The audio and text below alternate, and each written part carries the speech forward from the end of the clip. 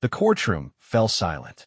Not the usual quiet that comes when a judge enters, but the kind of absolute stillness that happens when something impossible unfolds before your eyes. Sarah Martinez sat in handcuffs, her orange jumpsuit a stark reminder of how far she had fallen. Just 18 months ago, she had been Lieutenant Commander Martinez, decorated Navy officer with a spotless record spanning 12 years of service. Now she faced 15 years in federal prison for a crime that would destroy everything she had ever worked for. The heavy oak doors at the back of the courtroom creaked open. Every head turned. The bailiff straightened. Even the judge paused mid-sentence. Through those doors walked Admiral James Harrison, his chest decorated with ribbons that told the story of 35 years protecting American waters. His appearance was so unexpected that several people gasped audibly. Sarah's heart stopped.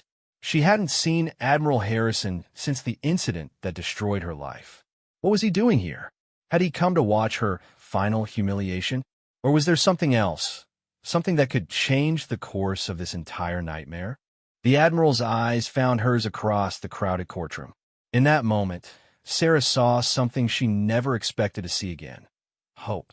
But with that hope came a terrifying question that would soon turn this ordinary court proceeding into something extraordinary. What did Admiral Harrison know that nobody else in that room understood? And why had he waited until this critical moment to reveal it? The answer would not only save Sarah's life, it would expose a conspiracy that reached the highest levels of military command and forever change how the Navy handles its most classified operations.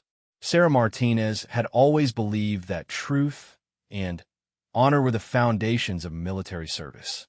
Growing up in a small Texas town where her father worked double shifts at the local factory, she dreamed of something bigger than the dusty streets and limited opportunities that surrounded her.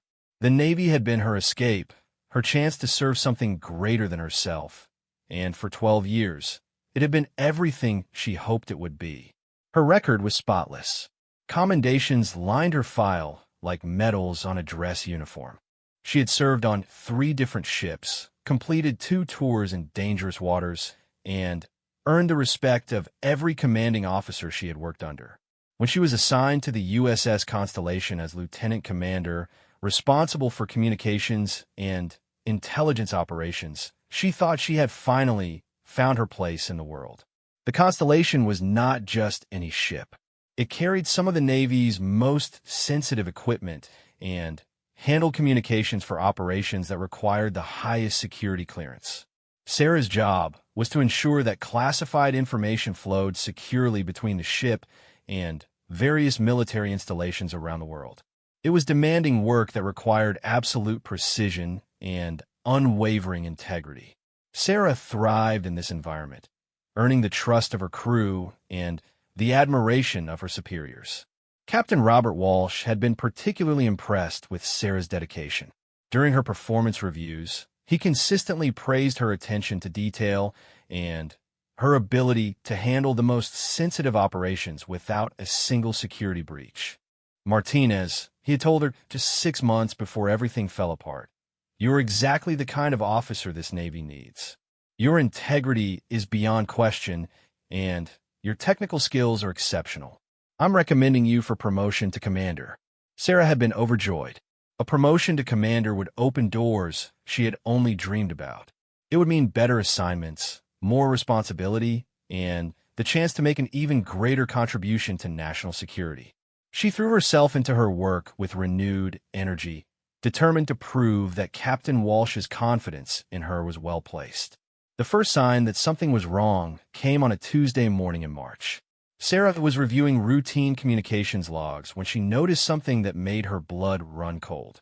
Embedded in what appeared to be standard operational communications were data packets that didn't belong. The packets were encrypted, but their very presence violated every security protocol the Navy had established for classified communications. Sarah stared at her screen in disbelief. Someone was using the Constellation's secure communication systems to transmit unauthorized data. The implications were staggering. If this was discovered during a routine security audit, it would trigger an investigation that could destroy careers and compromise ongoing operations. More importantly, if hostile forces had infiltrated their communication systems, national security could be at risk.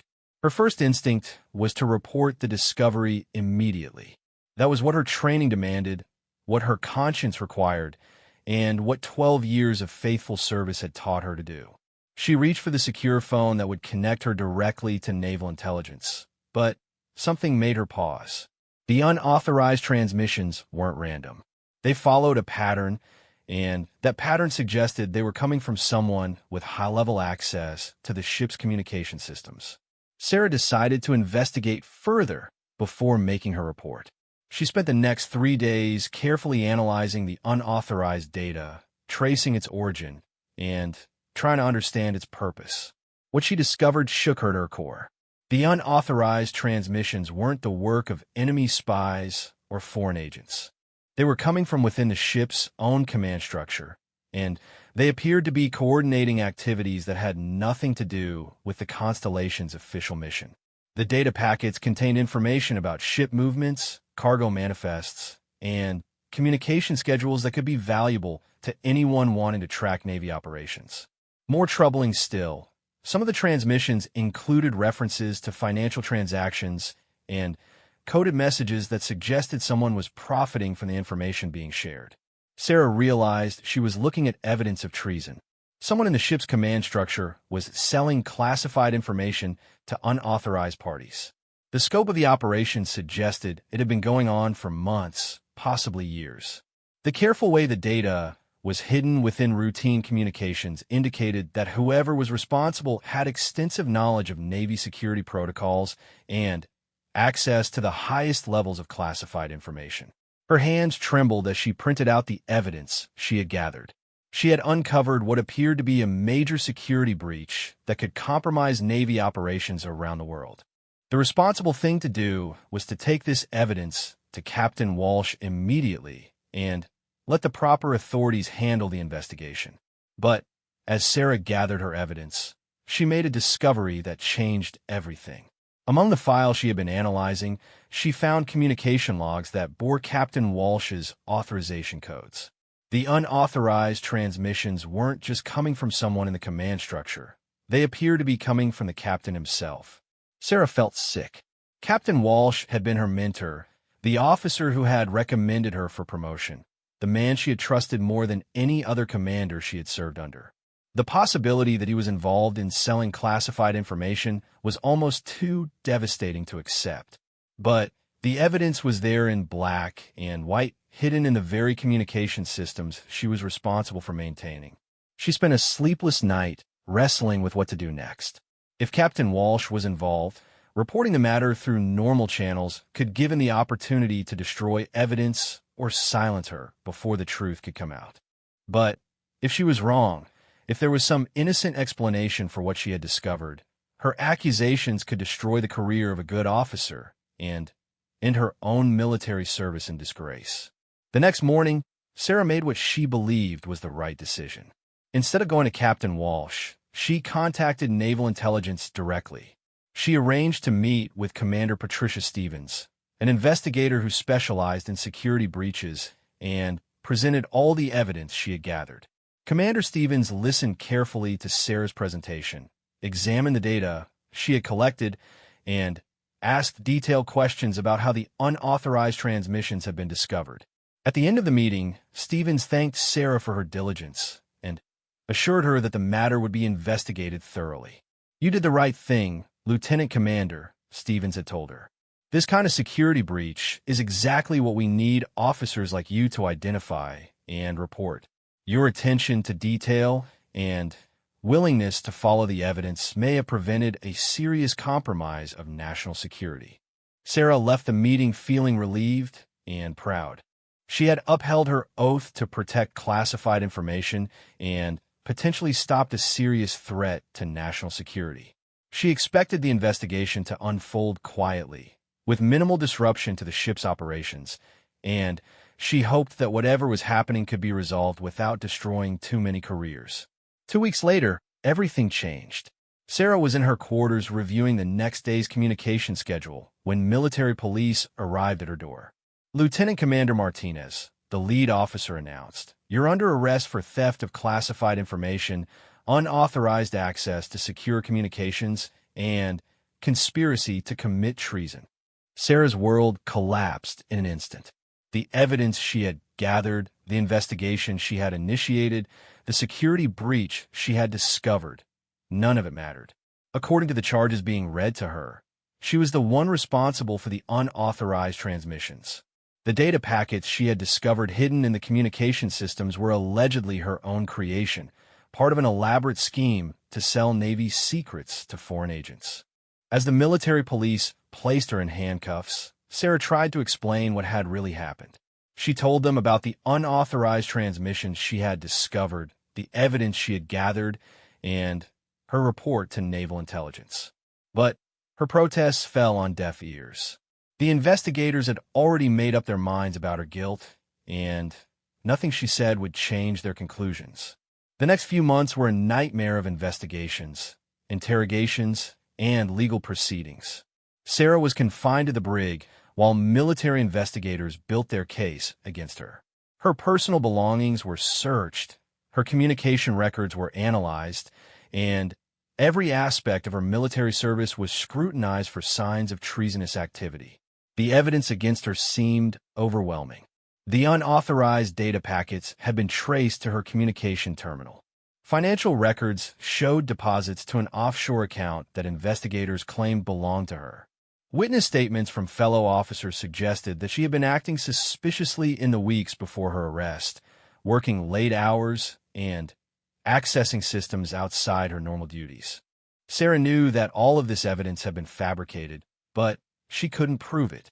Her own investigation into the security breach had been twisted into evidence of her guilt. Her attempts to uncover the truth had been used to demonstrate her knowledge of how to compromise Navy security systems. Even her exemplary service record worked against her. Investigators argued that her clean record and high security clearance had made her an ideal candidate for enemy recruitment. Her military-appointed defense attorney, Major David Chun, tried his best to mount a defense, but he was fighting an uphill battle. The prosecution had months to build their case, unlimited resources to gather evidence, and the full weight of the military justice system behind them. Major Chun had only Sarah's word that she was innocent, and a few weeks to prepare for trial. "The evidence against you is substantial," Major Chun explained during one of their strategy sessions. "The prosecution has communication logs, financial records, and witness testimony that all point to your involvement in selling classified information. Unless we can find some way to demonstrate that this evidence was fabricated, or unless we can identify who actually committed these crimes, I'm afraid we're looking at a very difficult defense." Sarah understood the reality of her situation. She was facing charges that could result in 15 years in federal prison and the complete destruction of her military career. Her reputation would be permanently destroyed, her family would be disgraced, and her dreams of continued service would be shattered forever. Worst of all, the real perpetrator of the security breach would escape justice while she paid the price for their crimes. As her court-martial approached, Sarah found herself clinging to one hope. Somewhere out, there was evidence that could prove her innocence. The real person responsible for the unauthorized transmissions had left tracks that could be followed, if only someone was willing to look for them. She had to believe that truth would eventually prevail, even if it seemed impossible given her current circumstances. The night before her trial began, Sarah sat in her cell thinking about how quickly her life had changed. Just months earlier, she had been a respected officer with a bright future ahead of her. Now she was about to face a military tribunal that seemed determined to find her guilty of treason. She thought about her father back in Texas, who had been so proud when she received her commission, and she wondered if he would ever be able to hold his head up in their small town again after this disgrace. But even in her darkest moments, Sarah refused to give up hope. She had served her country faithfully for 12 years, and she had done nothing wrong.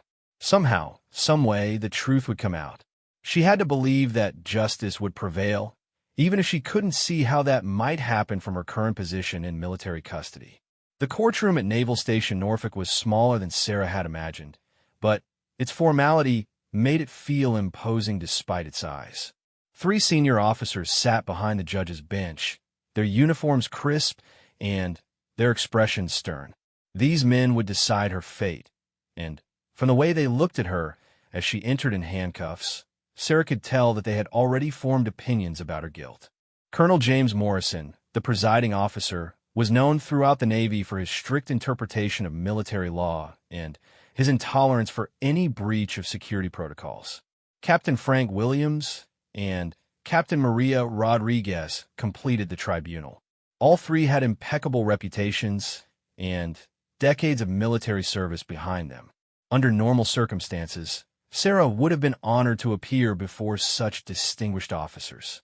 Today, she could only hope that their experience and wisdom would help them see through the fabricated evidence being presented against her.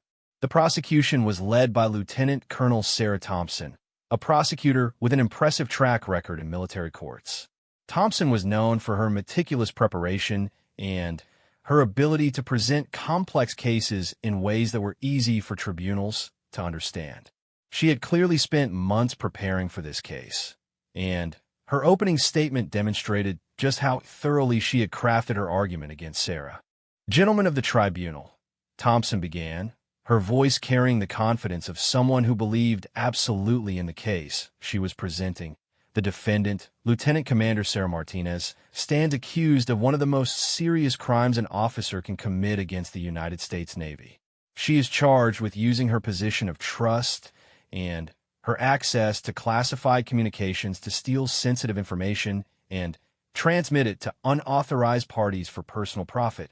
Thompson walked towards Sarah's table, her movement deliberate and dramatic. "The evidence will show that over a period of several months, the defendant systematically accessed classified communications, extracted sensitive information about Navy operations, and transmitted this information to foreign contacts using sophisticated encryption methods that she learned through her training as a communications officer." Sarah wanted to stand up and object to tell the tribunal that everything Thompson was saying was a lie, but Major Chun placed a restraining hand on her arm. He had warned her that emotional outbursts would only make her appear guilty, and that their best hope was to present a calm, rational defense that would raise doubt about the prosecution's case. Thompson continued her opening statement with a methodical precision that had made her reputation. "The evidence will show that the defendant received payments totaling over $200,000 for the classified information she provided. These payments were deposited into an offshore account that was established specifically for this purpose. The defendant used sophisticated methods to hide these transactions, demonstrating premeditation and a clear understanding that her actions were criminal." The prosecutor then outlined the technical evidence that would be presented, describing how investigators had traced unauthorized data transmissions to Sarah's communication terminal, how they had recovered encrypted files from her personal computer, and how they had identified the financial transactions that allegedly proved her guilt. "The defendant will undoubtedly claim that she was investigating suspicious communications rather than creating them," Thompson said, turning to look directly at Sarah. "But the evidence will show that this claim is nothing more than an elaborate attempt to cover up her criminal activities. The defendant's own investigation, which she claims led to the discovery of the security breach, was actually part of her method for hiding her unauthorized transmissions within routine communications." When Thompson finished her opening statement, Sarah felt like the weight of the entire Navy was pressing down on her. The prosecutor had presented what sounded like an overwhelming case, supported by technical evidence and financial records that would be difficult to dispute. Major Chun would have to work miracles to create reasonable doubt in the minds of the tribunal. Major Chin's opening statement was more subdued, but equally passionate. "Gentlemen, the prosecution would have you believe that Lieutenant Commander Martinez, an officer with 12 years of exemplary service and no prior disciplinary actions, suddenly decided to throw away her career and betray her country for money. They would have you believe that an officer who had been recommended for promotion by her commanding officer was actually a traitor who had been selling secrets to foreign agents." Chin moved closer to the tribunal, his voice carrying the conviction of someone who truly believed in his client's innocence. The defense will show that Lieutenant Commander Martinez discovered evidence of unauthorized transmissions in the ship's communication systems and reported this discovery to the proper authorities, exactly as her training and her oath required her to do. We will demonstrate that the evidence being presented against her has been fabricated by the real perpetrator of these crimes, someone who had the access and the technical knowledge necessary to frame an innocent officer. Sarah watched the faces of the tribunal members as Chun spoke, looking for any sign that his words were making an impression. Colonel Morrison's expression remained unreadable, while Captain Williams seemed skeptical of the defense's claims. Captain Rodriguez appeared to be listening carefully, but Sarah couldn't tell whether her attention reflected genuine consideration or mere politeness. The first prosecution witness was Commander Patricia Stevens, the naval intelligence officer who had received Sarah's initial report about the unauthorized transmissions. Sarah had hoped that Stevens would support her version of events, but the commander's testimony was devastating. Lieutenant Commander Martinez contacted me claiming to have discovered evidence of unauthorized transmissions from her ship, Stevens testified. She presented what appeared to be sophisticated analysis of communication logs, and she claimed that these transmissions represented a serious security breach. At the time, I believed her report was genuine, and I initiated an investigation based on the evidence she provided. Thompson guided Stevens through her testimony with careful precision. Commander Stevens, did your investigation verify the defendant's claims about unauthorized transmissions? Not exactly, Stevens replied. Our investigation revealed that the transmissions the defendant reported were indeed unauthorized, but we discovered that they had been originated from her own communication terminal. The analysis she provided actually documented her own illegal activities. Sarah's heart sank as she realized how thoroughly her enemies had covered their tracks. They had not only framed her for the original crimes, but had also turned her own investigation into additional evidence of her guilt. Stevens continued her testimony, describing how the investigation had uncovered financial records linking Sarah to the unauthorized transmissions and how technical analysis had confirmed that the encrypted data packets had been created using her security codes. When Major Chun cross-examined Stevens, he focused on the timing of the investigation and the methods used to trace the unauthorized transmissions back to Sarah's terminal. Commander Stevens, how long did your investigation take to identify Lieutenant Commander Martinez as the source of the unauthorized transmissions? Approximately 2 weeks, Stevens replied. And during those 2 weeks, did your investigation consider the possibility that someone else might have used the defendant's terminal or security codes to create these transmissions? We examined that possibility, but the technical evidence clearly showed that the transmissions originated from the defendant's terminal during times when she was the only person with authorized access. Chun pressed further. Commander Stevens, is it technically possible for someone with sufficient knowledge of Navy communication systems to use another officer's security codes to create unauthorized transmissions? Stevens hesitated before answering. While such a scenario is theoretically possible, it would require extensive knowledge of our security protocols and access to highly classified information about our communication systems. In other words, it would require someone with the same level of access and training that Lieutenant Commander Martinez possessed. Yes, that's correct.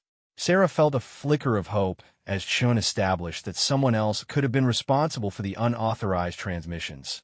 But she knew that theoretical possibilities weren't enough to create reasonable doubt. The prosecution had physical evidence, financial records, and technical analysis that all pointed to her guilt. The defense needed more than possibilities, they needed proof. The second day of the trial brought more devastating testimony. Chief Petty Officer Michael Barnes, who had worked closely with Sarah on communication operations, testified that he had noticed her working unusual hours in the weeks before her arrest. Lieutenant Commander Martinez was often in the communication center late at night, and on weekends, Barnes explained. When I asked her about it, She said she was working on a special project that required her to review historical communication logs. Under cross-examination, Chun established that working unusual hours was not uncommon for officers with Sarah's responsibilities, and that her explanation about reviewing communication logs was consistent with the investigation she later reported to Naval Intelligence. But the prosecution had painted a picture of suspicious behavior that fit their narrative of guilt.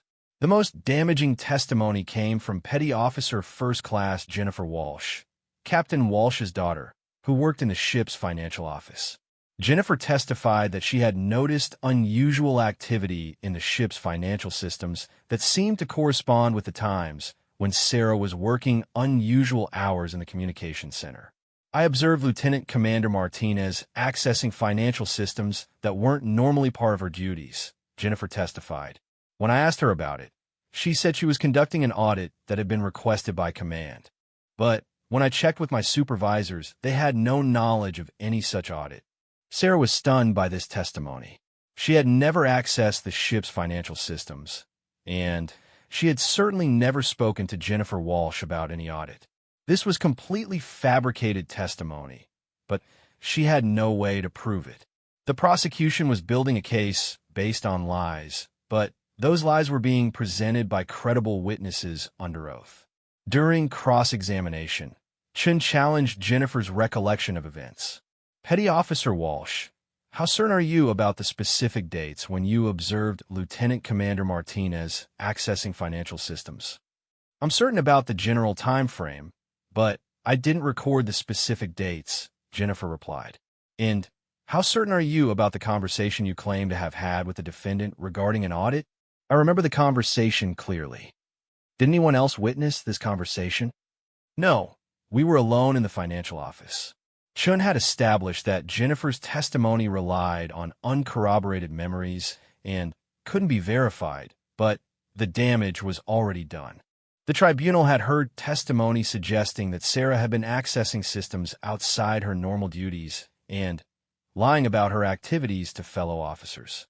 As the prosecution continued to present their case, Sarah began to understand the full scope of the conspiracy against her. Every piece of evidence had been carefully crafted to support the narrative of her guilt. Communication logs had been altered to show unauthorized transmissions from her terminal. Financial records had been created to suggest she had received payments for classified information. Witnesses had been prepared to testify about suspicious behavior that painted her as a traitor. The technical evidence was particularly devastating. Computer forensics expert Lieutenant Commander Robert Drake testified that his analysis had found encrypted files on Sarah's personal computer that contained classified information about Navy operations. These files were hidden using sophisticated encryption methods, Drake explained. The defendant clearly had the technical knowledge necessary to hide classified information on her personal system. Chin's cross-examination focused on when the files had been created and how they had been discovered. Lieutenant Commander Drake, your analysis shows that these encrypted files were created over a period of several months. Is it possible that these files were planted on the defendant's computer by someone else? The files are protected by encryption that used the defendant's personal passwords, Drake replied. It would be extremely difficult for someone else to create these files without the defendant's knowledge and cooperation. But is it possible? Theoretically, yes, but it would require extensive knowledge of the defendant's personal computer habits and access to her passwords. Again, Chun had established theoretical possibilities, but the prosecution's evidence seemed overwhelming. As the trial continued, Sarah watched her hopes for vindication slowly disappearing. The conspiracy against her was more sophisticated than she had imagined, and the evidence being presented was convincing enough to convict her even though she knew it was fabricated. On the third day of the trial, the prosecution presented their financial evidence. Banking expert Commander Lisa Park testified about the offshore account that had allegedly been used to receive payments for classified information. The account was established using the defendant's personal information, Park explained. Our investigation traced the funds deposited into this account to sources that specialize in purchasing classified military information. The amounts involved were staggering. According to the prosecution's evidence, Sarah had received over $200,000 for the information she had allegedly provided. The deposits had been made over several months, suggesting an ongoing relationship with foreign agents rather than a single breach of security. Chen's cross-examination focused on how the account had been established and whether someone else could have used Sarah's personal information to open it.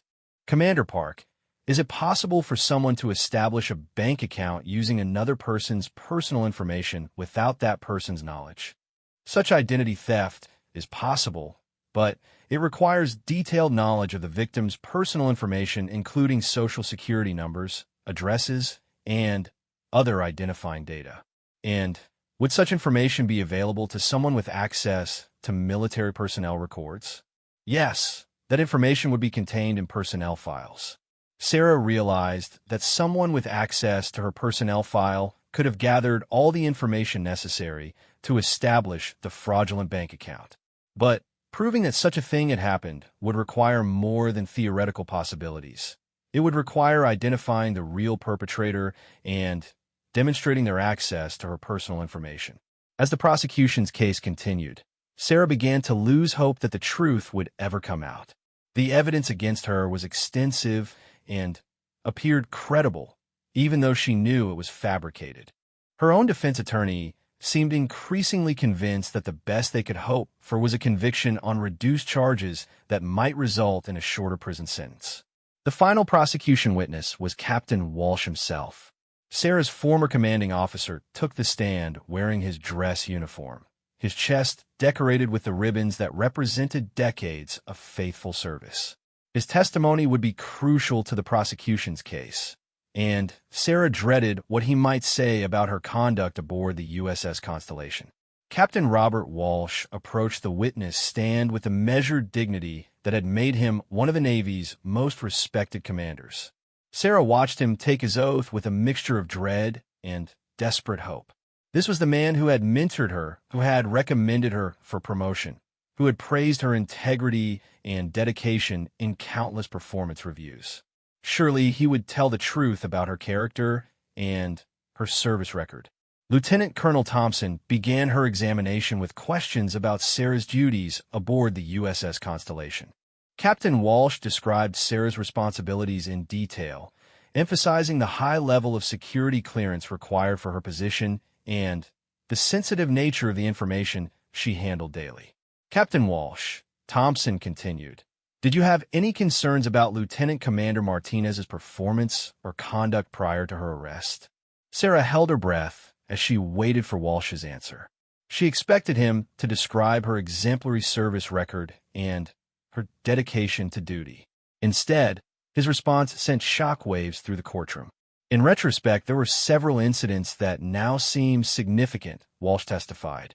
Lieutenant Commander Martinez had been requesting access to communication logs and operational data that extended beyond her normal duties. When I questioned her about these requests, she explained that she was conducting efficiency reviews and security assessments. At the time, I saw these activities as evidence of her dedication to improving our operations. Sarah couldn't believe what she was hearing. Walsh was distorting the truth, making her legitimate investigation into suspicious communications sound like evidence of criminal intent. Her own commanding officer, the man she had trusted above all others, was testifying against her. Thompson pressed forward with her questioning. Captain Walsh, did Lieutenant Commander Martinez ever mention any concerns about security breaches or unauthorized communications aboard your ship? Not until after she had been caught, Walsh replied. When confronted with evidence of her unauthorized activities, she claimed that she had been investigating security breaches rather than creating them. She presented what appeared to be analysis of communication irregularities, but our investigation revealed that these irregularities were her own unauthorized transmissions. Sarah felt sick as she realized the full extent of Walsh's betrayal. He wasn't just failing to defend her. He was actively participating in the prosecution's case against her. The man she had trusted was helping to destroy her life with lies and distortions of the truth. Under cross-examination, Major Chun tried to establish Sarah's excellent service record and the trust that Walsh had previously placed in her. Captain Walsh, in your fitness reports for Lieutenant Commander Martinez, you consistently rated her performance as exceptional. You recommended her for promotion to commander. Does it sound like an officer you suspected of criminal activity? Walsh's answer was devastating. Lieutenant Commander Martinez was indeed a skilled officer, and her technical abilities were exceptional. Unfortunately, those same skills that made her valuable to the Navy also made her capable of the sophisticated security breaches she is accused of committing. I now believe that her excellent performance may have been calculated to deflect suspicion from her illegal activities. Sarah wanted to scream. Walsh was using her own dedication and competence as evidence against her. Every accomplishment, every commendation, every sign of her loyalty to the Navy was being twisted into proof of her guilt. Chun continued his cross-examination, focusing on the timing of Walsh's suspicions. Captain Walsh, when exactly did you first suspect that Lieutenant Commander Martinez might be involved in unauthorized communications? I began to have concerns when naval intelligence informed me that they were investigating security breaches aboard my ship, Walsh replied. When they told me that the investigation had identified Lieutenant Commander Martinez as the source of unauthorized transmissions, I was shocked but not entirely surprised. Her recent behavior had raised some questions in my mind. But you had no specific suspicions before the naval intelligence investigation began? I had concerns about some of her activities, but I trusted her explanation that she was conducting security assessments. I now realize that I should have been more skeptical.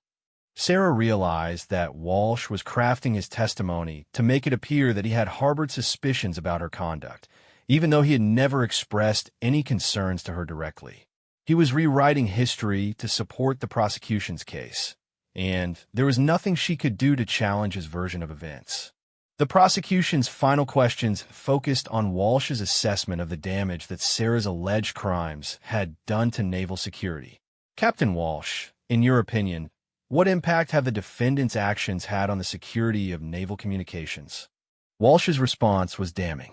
The unauthorized transmissions attributed to Lieutenant Commander Martinez represent a serious breach of security that could have compromised ongoing operations and endangered personnel. The fact that these transmissions were conducted by an officer with high-level security clearance makes them particularly dangerous. The defendant's actions have damaged trust in our communication systems and forced us to implement new security measures that will have lasting effects on our operations. When Walsh stepped down from the witness stand, Sarah felt completely defeated. Her own commanding officer had testified that she was guilty of treason and had damaged national security. The tribunal had heard from a respected captain with decades of service that Sarah Martinez was a traitor who had used her position to betray her country. The prosecution rested their case with a closing argument that tied together all the evidence they had presented. Lieutenant Colonel Thompson summarized the technical evidence, the financial records, the witness testimony, and Captain Walsh's devastating assessment of Sarah's conduct. Gentlemen of the tribunal, Thompson concluded, the evidence against Lieutenant Commander Martinez is overwhelming and undeniable. She used her position of trust to steal classified information and sell it to foreign agents for personal profit. She conducted these activities with sophisticated knowledge of our security systems and careful planning to avoid detection. When she was finally caught, she attempted to cover up her crimes by claiming that she had been investigating security breaches rather than creating them. Thompson paused for effect before delivering her final words. The defendant has betrayed her oath, violated the trust placed in her by the Navy, and damaged national security for money. She deserves the maximum penalty allowed under military law, and she deserves no mercy from this tribunal. Major Chin's closing argument was passionate, but seemed futile against the weight of evidence that had been presented. Gentlemen, the prosecution would have you believe that Lieutenant Commander Martinez, an officer with 12 years of exemplary service, suddenly decided to become a traitor. They would have you ignore the fact that every piece of evidence against her could have been fabricated by someone with the same access and technical knowledge that she possessed. Chen walked toward the tribunal, his voice carrying the desperation of a lawyer who knew his client was innocent but couldn't prove it. The defense asks you to consider the possibility that Lieutenant Commander Martinez is the victim of an elaborate frame-up, that someone else committed these crimes and used her as a scapegoat. We ask you to consider whether the evidence presented by the prosecution is strong enough to convict an innocent officer and destroy her life. But even as Chen spoke, Sarah could see in the tribunal members' faces that they had already reached their verdict. The evidence against her appeared overwhelming, and the prosecution had presented a compelling case that left little room for reasonable doubt. Colonel Morrison announced that the tribunal would recess to deliberate their verdict. As Sarah was led back to her holding cell, she knew that her military career was over and her life was about to be destroyed. In a few hours, she would learn how many years she would spend in federal prison for crimes she had never committed. Sarah sat in her cell, thinking about how completely she had been betrayed. Captain Walsh, the man she had trusted above all others, had not only failed to defend her, but had actively participated in her destruction. The evidence against her had been fabricated with such sophistication that even she had trouble understanding how it had been done. The real perpetrator of the security breaches had not only escaped justice, but had successfully framed an innocent officer for their crimes. As the hours passed, Sarah reflected on the investigation that had led to her downfall. She had discovered unauthorized transmissions in the ship's communication systems and had done exactly what her training required. She had gathered evidence and reported it to the proper authorities. Her reward for this faithful service had been arrest, imprisonment, and a trial that was designed to convict her regardless of her actual guilt or innocence. The irony was overwhelming. Sarah had been charged with committing the very crimes that she had tried to stop. The unauthorized transmissions that she had discovered and reported had been attributed to her. The security breach that she had identified had become evidence of her own criminal activity. Her investigation had been turned into proof of her guilt. Sarah wondered who had really been responsible for the original security breach.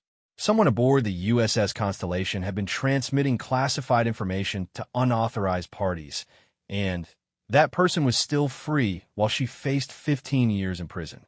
The real traitor had not only escaped justice, but had successfully destroyed the one person who might have exposed their crimes.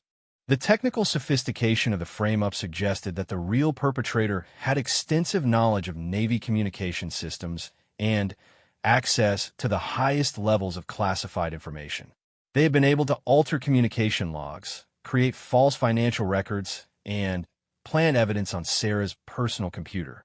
Such capabilities suggested someone with significant resources and intimate knowledge of naval operations. Sarah's thoughts were interrupted when Major Chun arrived at her cell with news that the tribunal had reached their verdict. They deliberated for less than 2 hours, he told her grimly. That's not usually a good sign for the defense.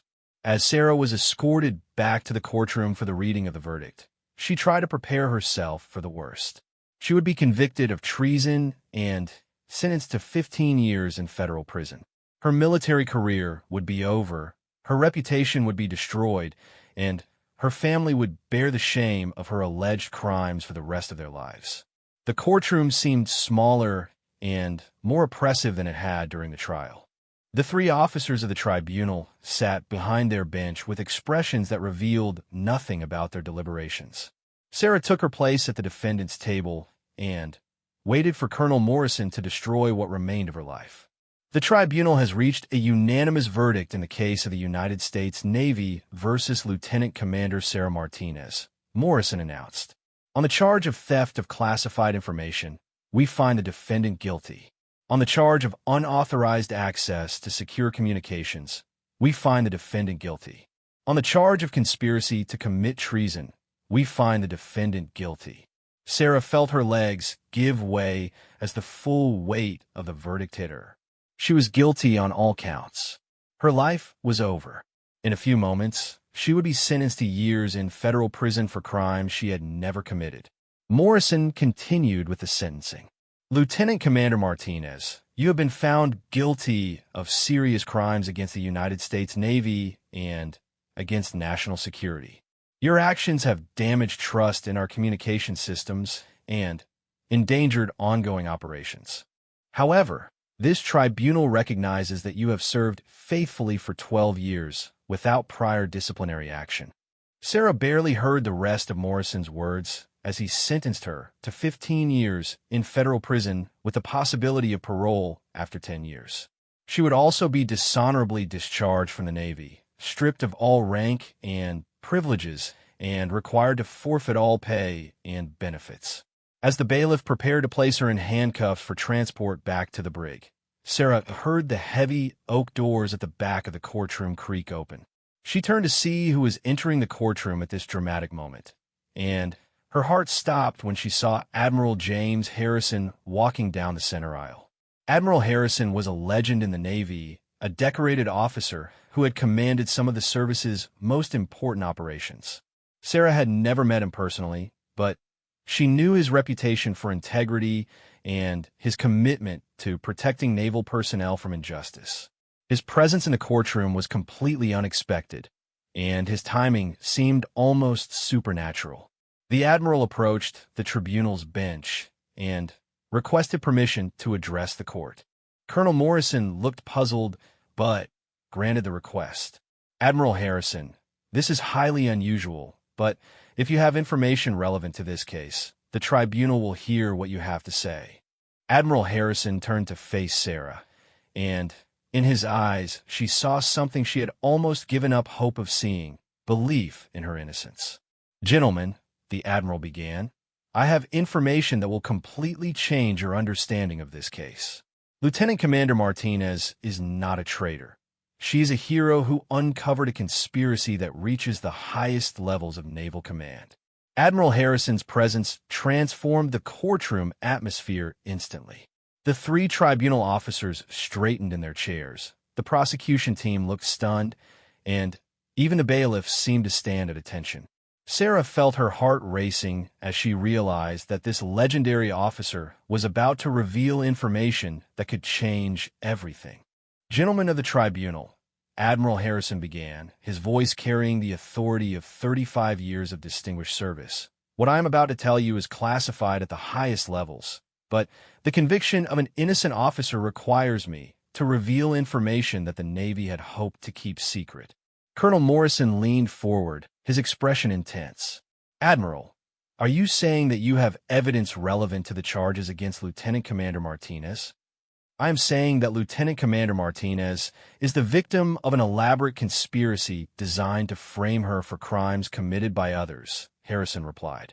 "For the past 8 months, Naval Intelligence has been conducting a classified investigation into a network of officers who have been selling classified information to foreign agents. Lieutenant Commander Martinez's discovery of unauthorized transmissions aboard the USS Constellation was the breakthrough that allowed us to identify this network." Sarah felt dizzy with relief and confusion. Admiral Harrison was confirming what she had known all along, that she was innocent, but his words also revealed that there had been a much larger investigation happening without her knowledge. Lieutenant Colonel Thompson jumped to her feet. "Your Honor, this is highly irregular. If there was an ongoing investigation that exonerates the defendant, why wasn't this information presented during the trial?" Admiral Harrison turned to face the prosecutor. "Because Lieutenant Commander Martinez's trial was part of our investigation. We needed the real perpetrators to believe that our investigation had concluded with her arrest. We needed them to think they had successfully framed an innocent officer and that their crimes would never be discovered." The Admiral reached into his briefcase and withdrew a thick folder. "Gentlemen, this folder contains evidence that will prove Lieutenant Commander Martinez's innocence beyond any doubt. It also contains evidence that will implicate several high-ranking officers in a conspiracy to sell classified information to foreign governments." Colonel Morrison appeared stunned by these revelations. "Admiral Harrison, are you telling this tribunal that we have just convicted an innocent officer?" "I am telling you that Lieutenant Commander Martinez is a hero who risked her career to expose a serious security breach," Harrison replied. Her investigation into unauthorized transmissions was exactly what any good officer should have done. Her report to Naval Intelligence provided us with the first solid evidence of this conspiracy. Admiral Harrison opened his folder and began presenting evidence that completely contradicted everything the tribunal had heard during the trial. The unauthorized transmissions that Lieutenant Commander Martinez discovered were indeed created from her communication terminal, but they were created by Captain Robert Walsh using her security codes. Captain Walsh had been selling classified information to foreign agents for over 2 years, and he used Lieutenant Commander Martinez's terminal to hide his activities. Sarah's mind reeled as she realized the full extent of Captain Walsh's betrayal. The man who had mentored her, who had recommended her for promotion, who had testified against her in court, was the real traitor. He had used her investigation of his crimes to frame her for those same crimes. The financial records showing deposits to an offshore account in Lieutenant Commander Martinez's name were created by Captain Walsh using information from her personnel file, Harrison continued. The encrypted files found on her personal computer were planted there by Petty Officer First Class Jennifer Walsh, Captain Walsh's daughter, who had access to Lieutenant Commander Martinez's quarters and personal belongings. The Admiral's revelations explained everything that had puzzled Sarah about the evidence against her. Captain Walsh had used his command authority and his daughter's access to create a comprehensive frame-up that had fooled everyone, including her own defense attorney. The witness testimony presented during this trial was coordinated by Captain Walsh to support the false narrative of Lieutenant Commander Martinez's guilt, Harrison explained. Chief Petty Officer Barnes, Petty Officer Walsh, and the other witnesses were either deceived by Captain Walsh's manipulations or actively participated in the conspiracy to frame Lieutenant Commander Martinez. Admiral Harrison then presented technical evidence that proved Captain Walsh had been the real source of the unauthorized transmissions. Our investigation included sophisticated computer forensics that traced the origin of the security breach to Captain Walsh's personal computer and communication devices. We have recordings of his contacts with foreign agents, financial records showing his receipt of payments for classified information, and documentation of his efforts to frame Lieutenant Commander Martinez. Sarah watched in amazement as the Admiral systematically demolished every piece of evidence that had been presented against her. The communication logs had been altered by Walsh to make it appear that the unauthorized transmissions came from her terminal. The financial records had been fabricated using information that Walsh had accessed through his command authority. The witness testimony had been orchestrated by Walsh to support his false narrative. But why wasn't this information presented during the trial? Major Chin asked, his voice reflecting the confusion that Sarah was feeling. Admiral Harrison's expression became grim. Because Captain Walsh was not acting alone. Our investigation revealed that he was part of a larger network of officers who had been selling classified information for years. We needed the other members of this network to believe that the investigation had ended with Lieutenant Commander Martinez's arrest so that they would continue their activities and reveal themselves. The Admiral then dropped an even more shocking revelation. The investigation also revealed that members of this network had infiltrated naval intelligence itself. Commander Patricia Stevens, who received Lieutenant Commander Martinez's initial report, was secretly working with Captain Walsh. She manipulated the investigation to ensure that evidence pointed to Lieutenant Commander Martinez rather than the real perpetrators. Sarah realized that she had been betrayed not only by her commanding officer, but also by the naval intelligence officer she had trusted to investigate the security breach. Stevens had used Sarah's own report to build the case against her, turning her evidence into proof of her guilt. The sophisticated nature of the frame-up required someone with extensive knowledge of naval security protocols and access to classified investigation techniques, Harrison explained. Commander Stevens provided Captain Walsh with the technical knowledge necessary to create false evidence and manipulate the investigation. Admiral Harrison then revealed the most shocking aspect of the conspiracy. The network that Captain Walsh belonged to had been operating for over 5 years and included officers at installations around the world.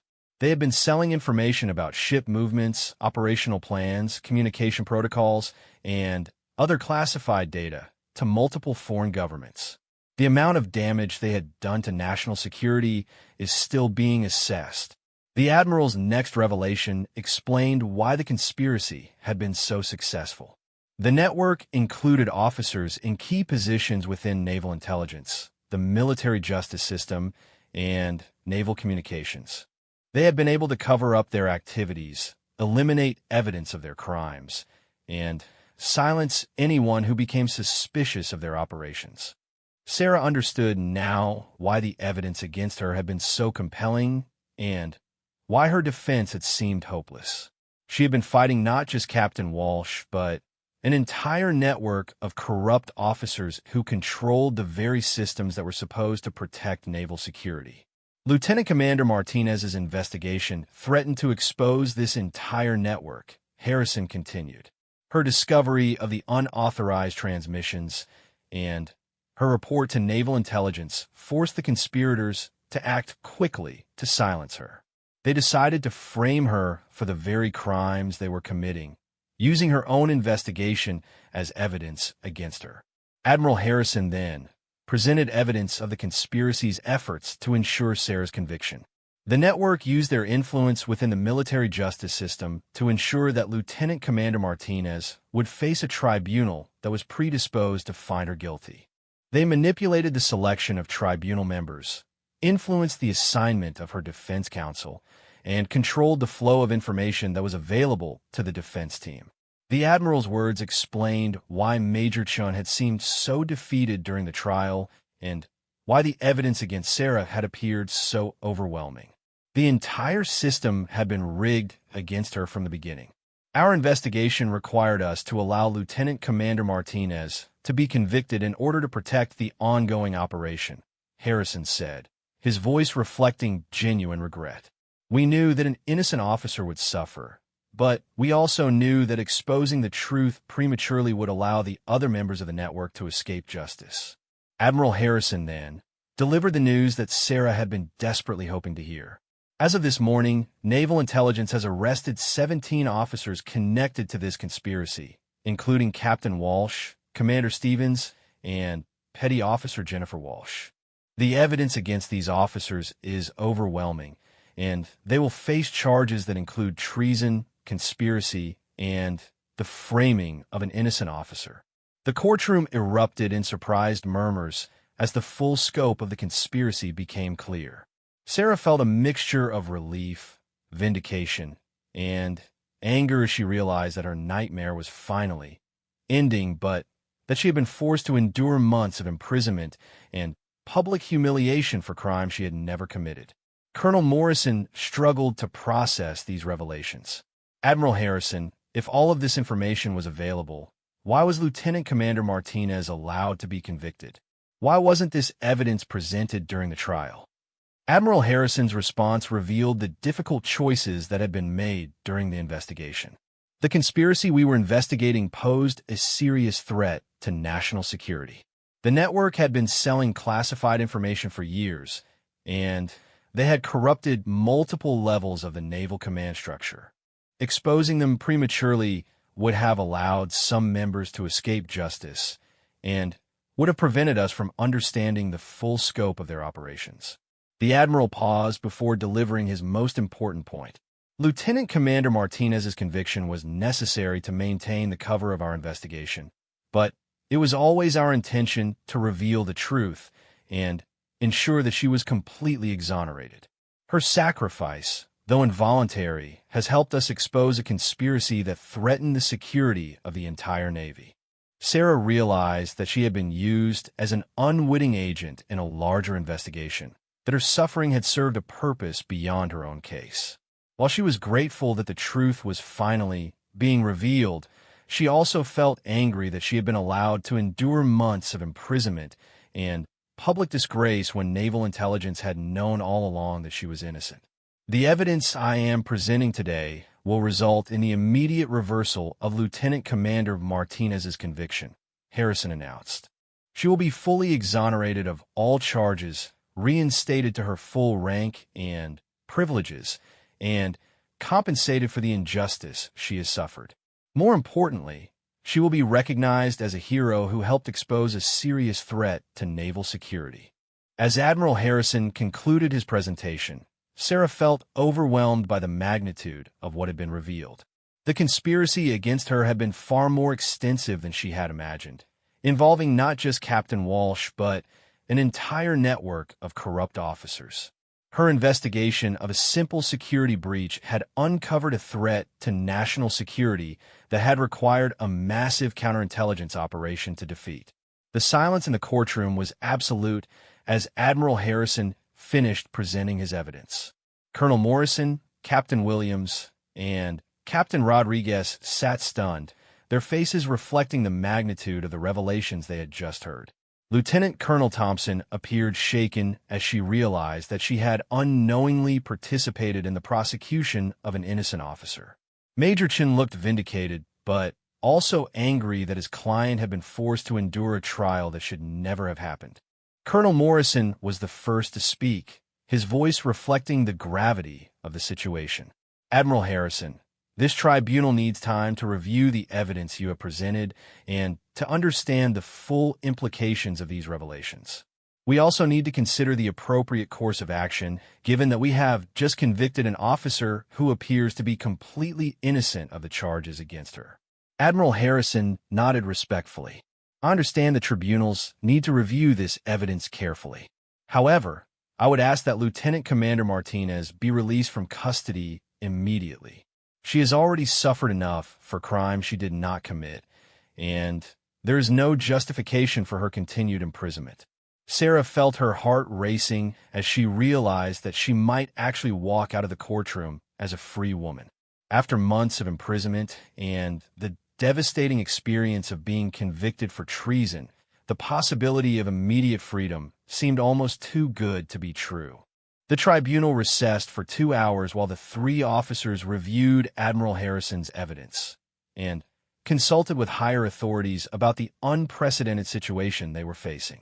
Sarah was returned to a holding room, but this time Major Chun was allowed to remain with her to explain what would happen next. Sarah, what Admiral Harrison presented today changes everything, Chun told her, his voice filled with relief and excitement. The evidence of your innocence is overwhelming, and the conspiracy against you has been completely exposed. The tribunal will have no choice but to reverse your conviction and order your immediate release. Sarah struggled to process everything that had happened. Major Chun, why wasn't I told about this investigation? Why was I allowed to go through this trial knowing that naval intelligence had evidence of my innocence?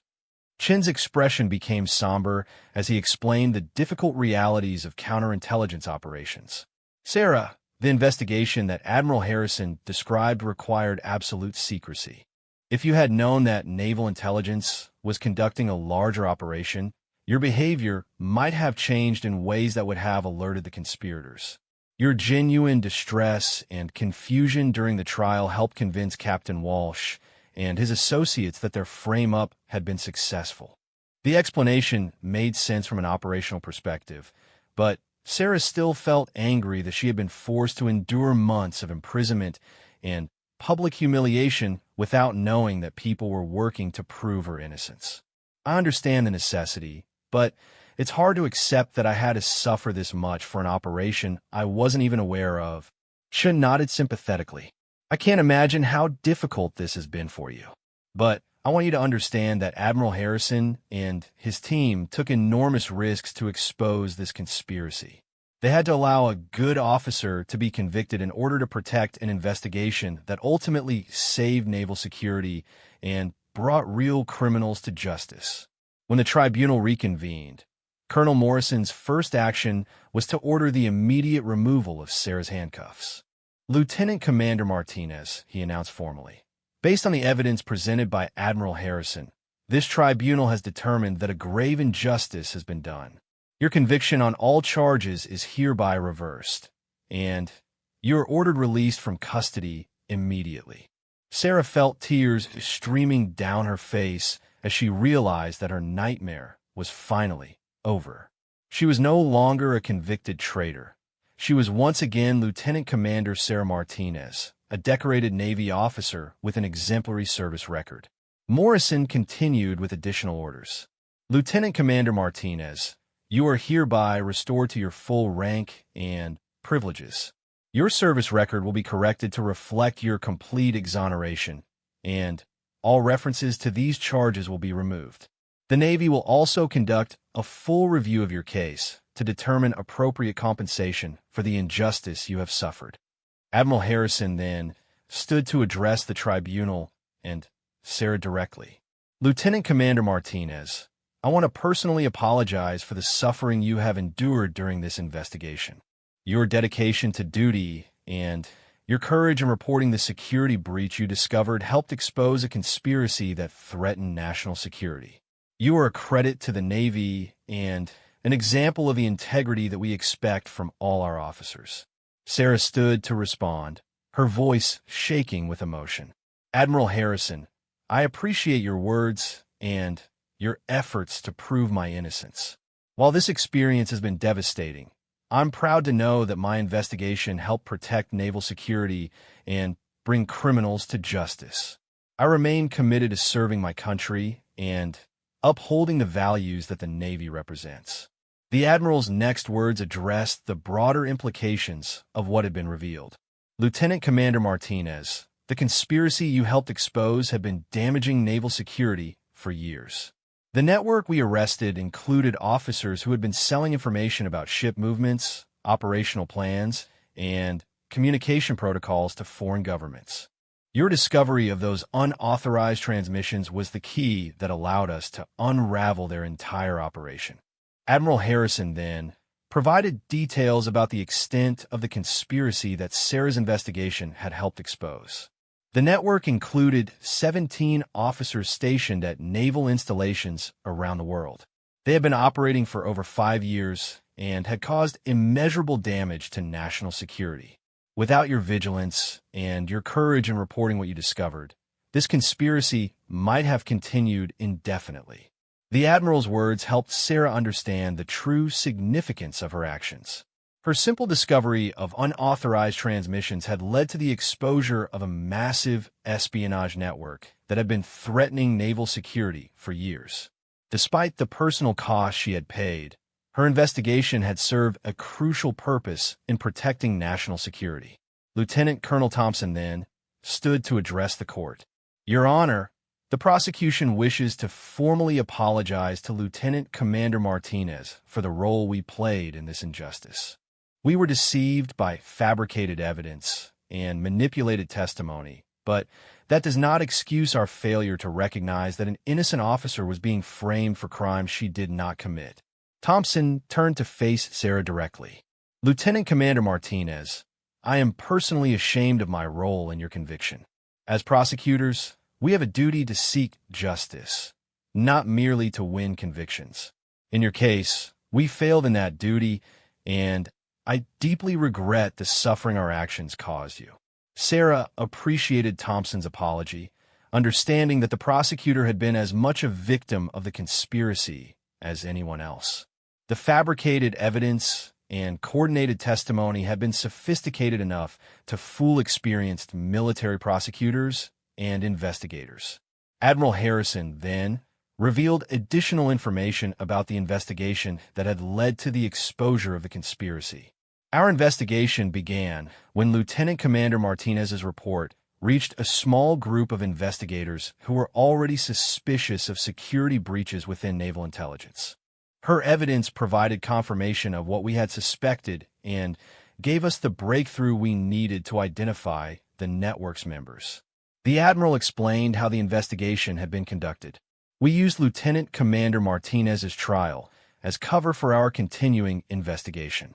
The network members believed that the investigation had ended with her arrest, so they became careless and revealed themselves through their communications and financial activities. We were able to identify all 17 members of the conspiracy and gather evidence that will ensure their convictions. Sarah learned that the investigation had required the cooperation of multiple intelligence agencies and had involved surveillance operations that had continued even during her trial. The evidence we gathered during this operation will be used to prosecute not only the naval officers who were involved, but also the foreign agents who were purchasing classified information from them. Colonel Morrison, then, addressed the procedural aspects of Sarah's exoneration. Lieutenant Commander Martinez, the record of this proceeding will reflect that you were wrongfully convicted based on fabricated evidence and perjured testimony. Your military record will show that you were ultimately exonerated and recognized for your role in exposing a serious threat to national security. The tribunal also ordered that Sarah receive back pay for the time she had spent in confinement and that she be eligible for all promotions and assignments that had been denied to her because of the false charges. The Navy will also provide appropriate counseling and support services to help you readjust to active duty after this traumatic experience. Admiral Harrison then made an announcement that surprised everyone in the courtroom. Lieutenant Commander Martinez, I have been authorized to offer you a position on my personal staff where you would be involved in continuing efforts to improve naval security and prevent the kind of conspiracy that you helped expose. Your experience and your dedication to protecting classified information make you uniquely qualified for this assignment. Sarah was overwhelmed by the offer. Working on Admiral Harrison's staff would be an incredible honor and would provide her with opportunities to contribute to naval security at the highest levels. Admiral Harrison, I am honored by your offer and I accept gratefully. I want to continue serving my country and helping to prevent future security breaches. As the formal proceedings concluded, Sarah reflected on the incredible journey that had brought her to this moment. She had gone from being a respected naval officer to a convicted traitor and, finally, to a recognized hero who had helped expose a major espionage network. The experience had tested her faith in justice and her commitment to service, but it had ultimately confirmed her belief that truth and integrity would prevail. The personal cost of the experience had been enormous. Sarah had spent months in confinement, endured public humiliation, and faced the possibility of 15 years in prison for crimes she had not committed. Her family had suffered through the shame of her arrest and conviction, and her reputation had been destroyed before being restored. But the experience had also revealed the importance of individual integrity and the willingness to do the right thing even when it seemed hopeless. Sarah's decision to investigate the suspicious communication she had discovered, despite the potential risks to her career, had ultimately led to the exposure of a conspiracy that threatened national security. As Sarah walked out of the courtroom as a free woman, she was greeted by reporters and naval personnel who had gathered to witness the conclusion of one of the most dramatic reversals in military justice history. Admiral Harrison accompanied her as she made a brief statement to the press. I am grateful that the truth has finally been revealed and that justice has been served, Sarah told the assembled reporters. While this experience has been difficult, I am proud to know that my investigation helped protect naval security and bring criminals to justice. I look forward to continuing my service to my country and helping to prevent future threats to our national security. The next few weeks were a whirlwind of activity as Sarah adjusted to her newfound freedom and began her new assignment on Admiral Harrison's staff. The investigation she had unwittingly initiated continued as prosecutors prepared cases against the 17 officers who had been arrested. Captain Walsh, Commander Stevens, and the other conspirators faced charges that could result in life imprisonment for their crimes against national security. Sarah's new position gave her insight into the broader implications of the conspiracy she had helped expose. The network's activities had compromised numerous naval operations and had potentially endangered personnel around the world. The damage assessment conducted by naval intelligence revealed that the conspiracy had been one of the most serious security breaches in Navy history. But the investigation also led to important reforms in naval security procedures and counterintelligence operations. Sarah's experience demonstrated the importance of protecting officers who report security concerns and ensuring that investigations are conducted with appropriate safeguards against corruption and manipulation. 6 months after her exoneration, Sarah received the Navy Commendation Medal for her role in exposing the espionage network. The citation praised her exceptional dedication to duty, unwavering integrity, and courage in the face of personal adversity. The medal ceremony was attended by Admiral Harrison and other senior officers who recognized that Sarah's actions had protected national security at tremendous personal cost. As Sarah stood at attention while the medal was pinned to her uniform, she reflected on the journey that had brought her to this moment.